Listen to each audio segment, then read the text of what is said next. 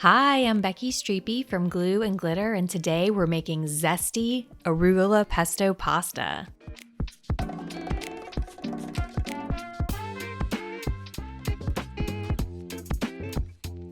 Make the pesto sauce while the pasta of your choice is cooking.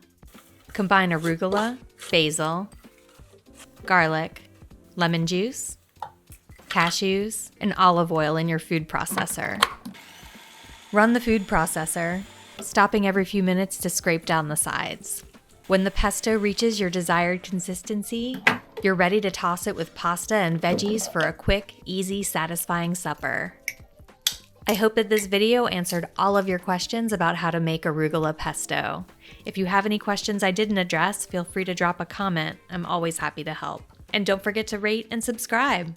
Happy cooking!